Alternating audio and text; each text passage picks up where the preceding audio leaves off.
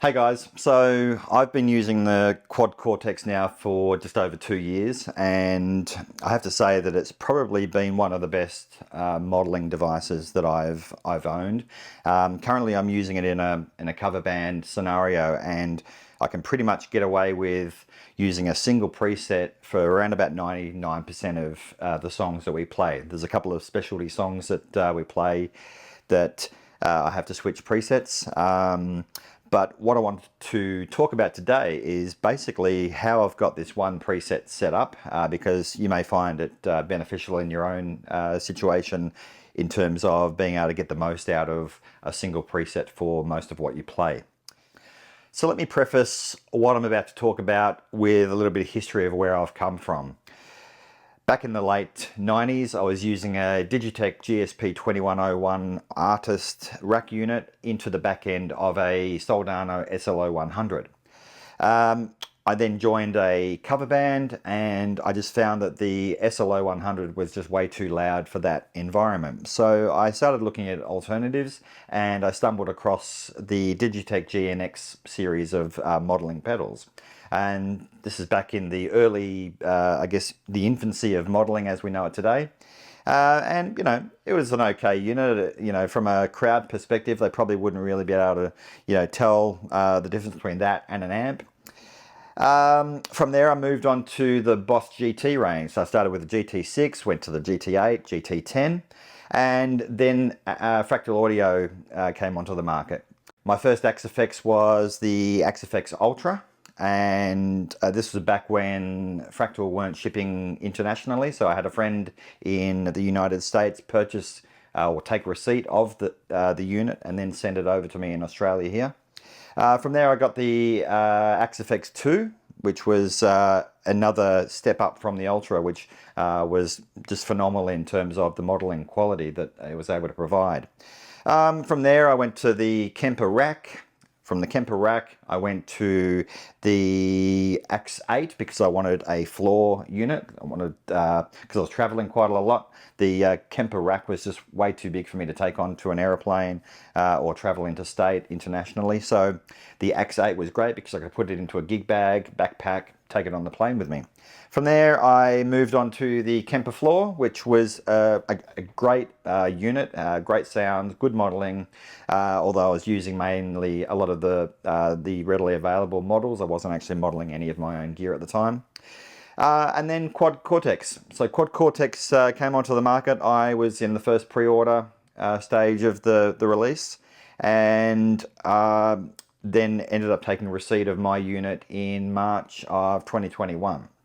So it's been just over 2 years, and look, I've just found it to be phenomenal. It was released in what I consider an unfinished state. There was a lot that needed to be done, but it has slowly gotten to the point where, it's almost perfect for me in my scenario. Your mileage may vary, but for me, the unit itself is fantastic. So I want to talk about how I'm using it, and basically the presets that I've got set, or sorry, the scenes that I've got set up in this single preset, which allow me to get through a complete gig. Then I'll talk about where I feel the Quad Cortex is lacking, things that could be improved, and there are things. It's certainly not perfect by any stretch.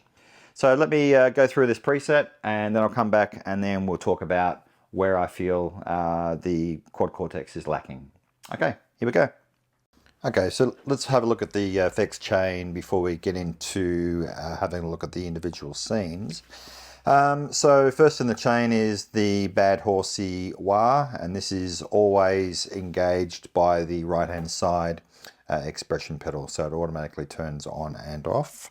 Then we have the modulation block, which has the MX flanger, and this is only toggled on and off by scene B.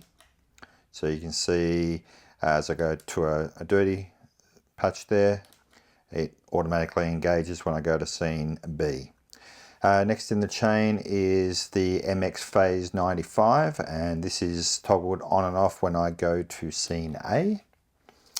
Then I have the pitch shifter, and this basically toggles on when I go to scene E. However, the mix goes up to 50 when I press down on the left-hand side expression pedal. So in its heel position, there is no mix at all, but as I push forward, it brings in 50% of the mix. So next is the exotic Z boost, which basically gives me 3 dB of gain when I press forward on the left expression pedal, and it is basically active in all scenes except scene D, which is the shimmer clean sound. So I have it bypassed in that scene there. Next I have the green 808, which is basically on in all presets except the cleans. You can see that it's not engaged, and that basically just gives me the drive. Now in my distorted tone, you can see that I've got a gain of 5, but when I go to my overdriven crunch tone, it kicks it down to only 3. Then I have the CA Johns 2C Channel 1 preamp, and guitar amp. So basically this has various parameters that change based on the preset. So if we start with the clean sounds, you can see my basic clean tone has only 1.5 on the gain, and the master is at 10. Where I'm going to go to the chorus channel, which is on scene C, it goes down to 0.5, and the shimmer goes up to 1. So I've got very low amount of gain on the clean tones. Then I go to my crunch, it goes to 3.5 in the gain, master at 7, and then the distorted tones are all at 8 with the master at 5. And you can see that some of them also change some of the EQ, which is in the clean tones, the mids are boosted a little bit just to give it a little bit more punch. Then next in the chain we have the shimmer. Now the shimmer only turns on when I'm in scene D, and then next in the chain it goes into the next row, and I have the compressor. Now the compressor only turns on in the clean chorus scene, which is C, and D with the shimmer. So you can see that it toggles on and off with those two scenes. And I'm running it almost like parallel compression. The mix is at 60, which is a little bit more than half, but also there's a bit of the dry signal there. It's fairly moderate. There's not a lot of compression there. I'm only running a ratio of 2:1 with a threshold of -15. So it's quite subtle, but it just gives it that little bit of extra punch where I need it. Okay, so there we have the chorus, and I'm running the chorus, the 229T, and again this only turns on in scene C and D.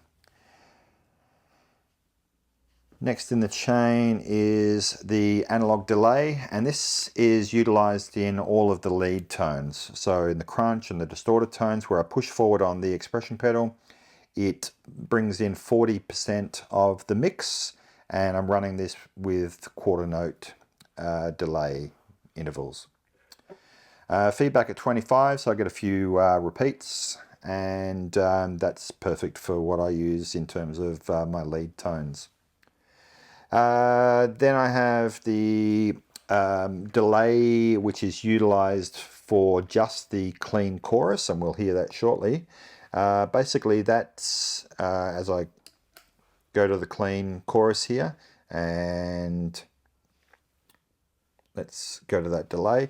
You can see that it brings in 75% mix with dotted eighth notes, which gives me that slapback delay.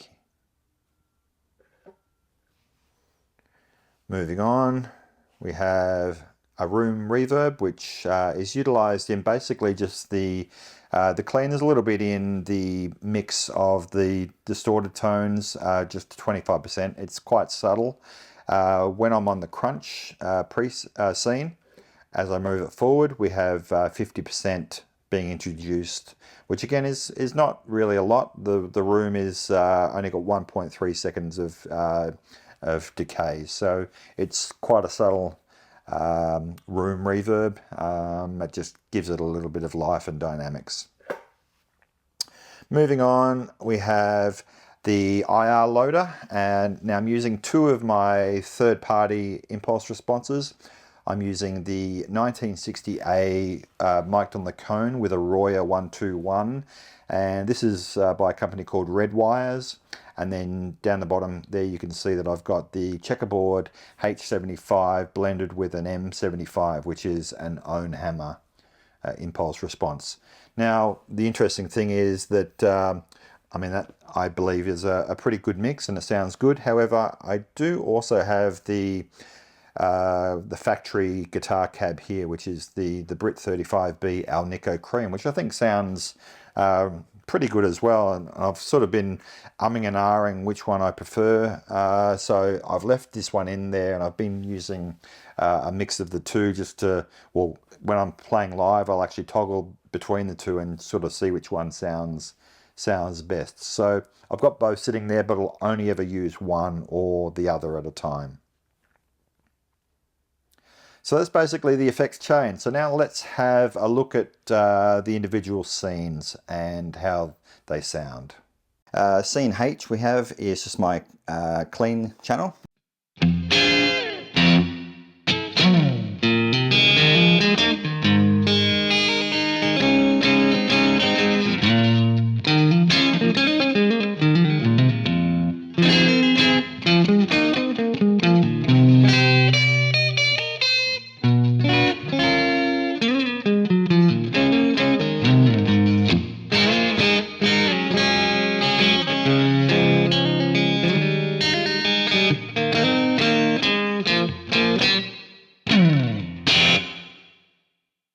Okay, so if I shift to scene D, this is clean but with a shimmer effect.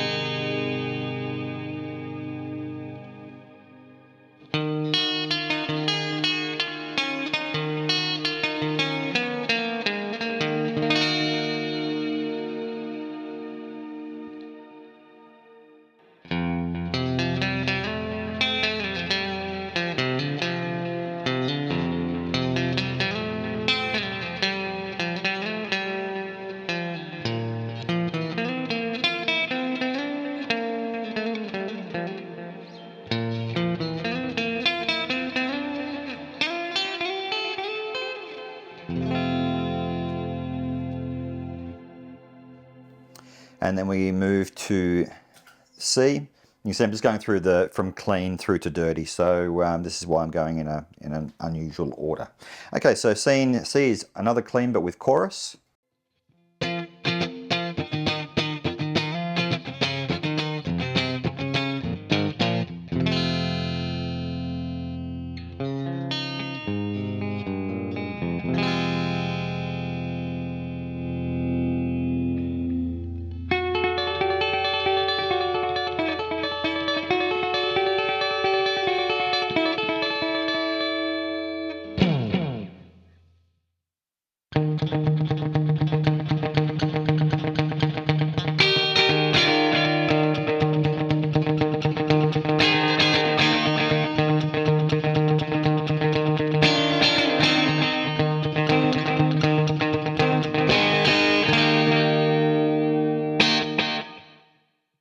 Then we go to scene G. Now this is my overdriven tone.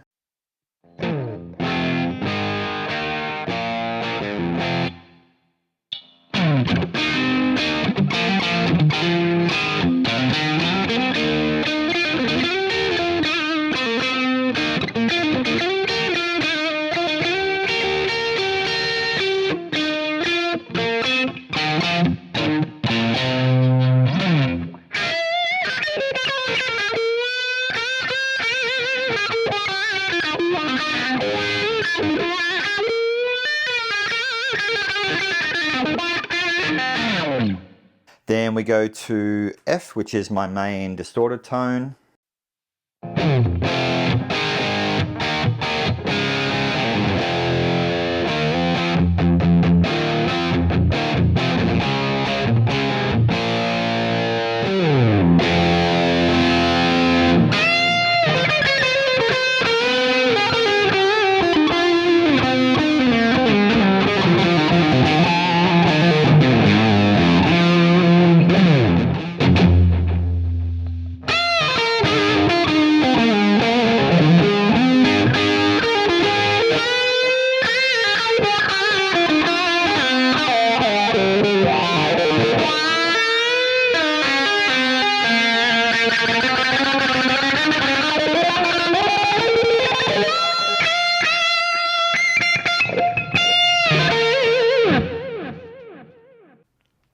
Then B is the same distorted tone, but just with a flanger added.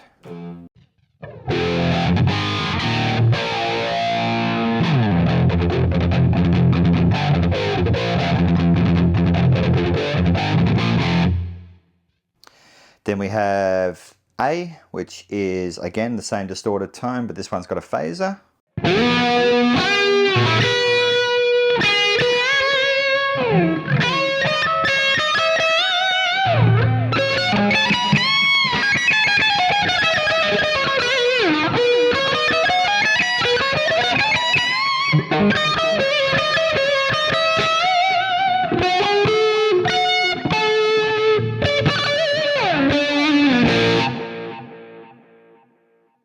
And last but not least, we have E, which is the same distorted tone.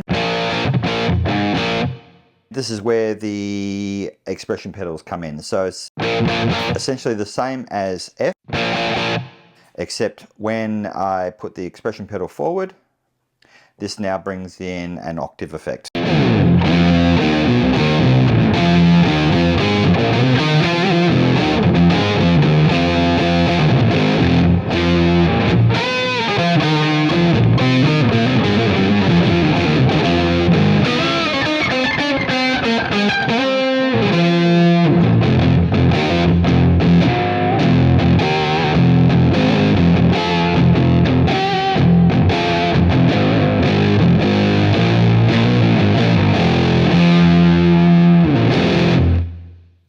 So there you go, that's the preset.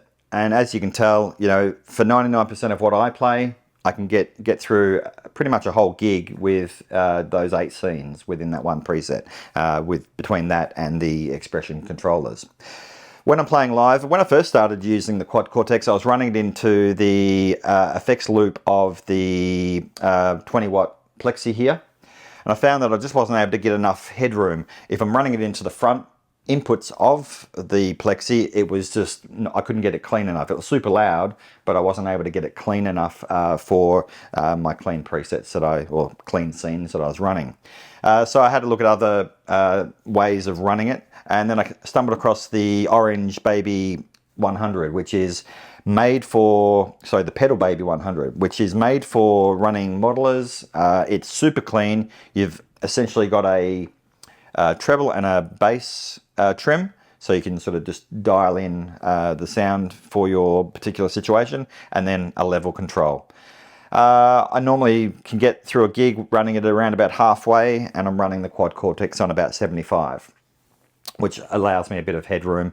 What I do is send one output directly to the front of house, and then I monitor through this and the 2x12 Marshall cabinet. So essentially I can monitor, turn my level up and down as I need to on the Pedal Baby, but it doesn't affect the front of house. So I can just run them a clean signal.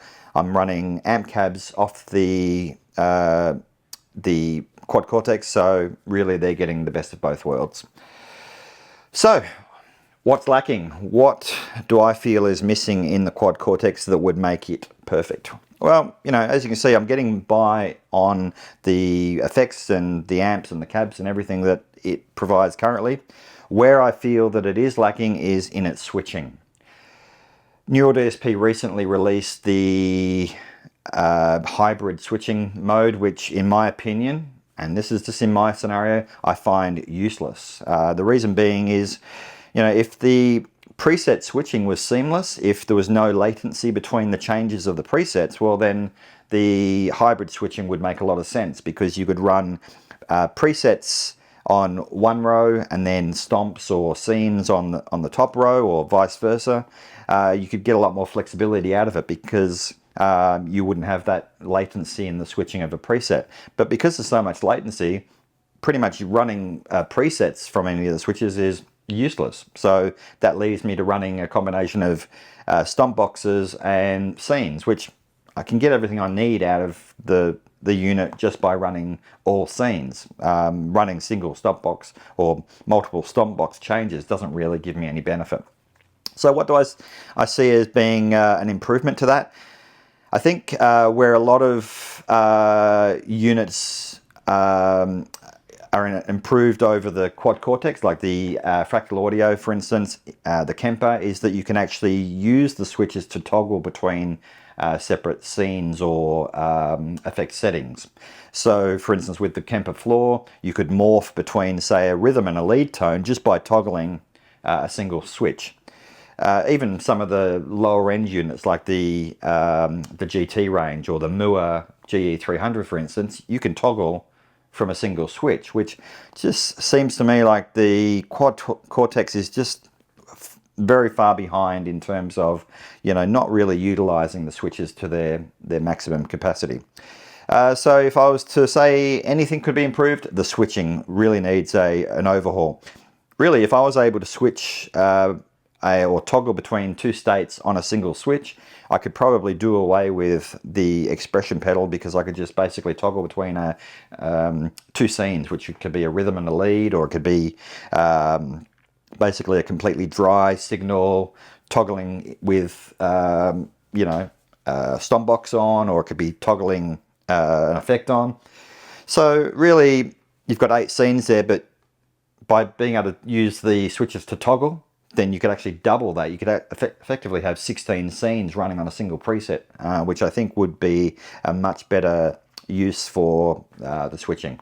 The switches having the being rotary encoders is fantastic, but really they're not utilizing the switches to their maximum capacity. So anyway, if that would be probably the main thing that I see as being an improvement.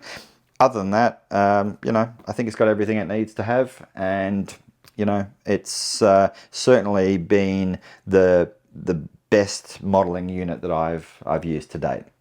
So I hope you like what I've shown you there. Hopefully you can get some use out of utilizing a preset like that if you're not already getting the most out of single presets utilizing the scenes. And yeah, catch you on the next one.